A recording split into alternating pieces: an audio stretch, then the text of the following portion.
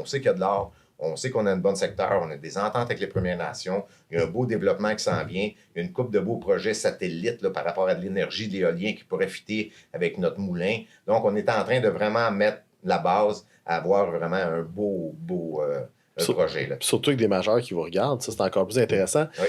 Et c'est tellement important, par contre, ce que tu dis. L'action était à Saint-Antoine. Oui. On n'a pas eu de changement matériel. Non. On n'a pas eu de mauvaises nouvelles. Non.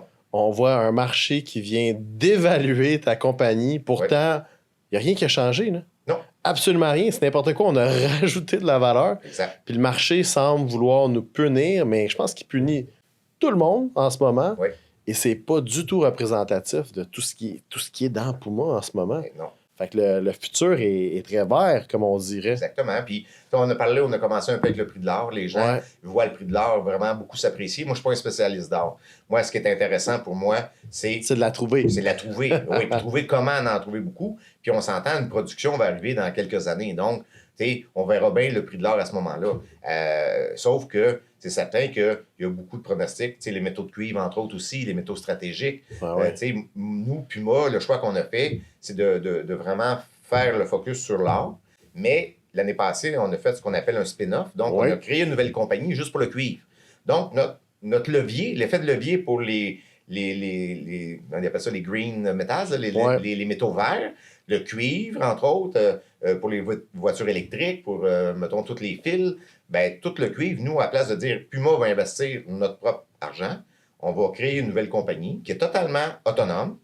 Puis, on est le plus gros actionnaire. On a déjà à peu près 7 millions d'actions, donc 9% de la compagnie. On a un autre versement qui devrait se faire pour 300 000 $. C'est quoi le nom de cette compagnie-là? Canadian Copper. CCI. Excellent. Pour les auditeurs qui veulent aller voir cette compagnie-là, parce qu'elle veut pas... Pour moi, il est là. Fait que pourquoi pas aller le regarder? CCI. Canadian Copper. Puis hier, ils ont annoncé une belle nouvelle. Ils sont en train de faire une acquisition majeure d'un dépôt au Nouveau-Brunswick. Donc, c'est vraiment projet de cuivre au Nouveau-Brunswick. Puis moi, il est le plus gros actionnaire.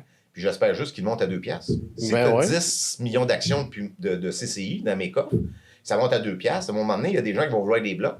Ah, moi, ils vont appeler Simon Quick, qui est le président. Hey, Simon, j'aimerais bien ça avoir 1 million d'actions de CCI. Je ne suis pas capable de les acheter sur le marché. Ben, puis moi, OK, je vais être là, puis je vais être capable de peut-être sortir 2 millions pour éviter la dilution, puis de travailler, puis d'explorer, en fait. C'est le fun, ça. Vous pensez toujours à pas trop diluer vos actionnaires. Ça, c'est tellement respectueux, là.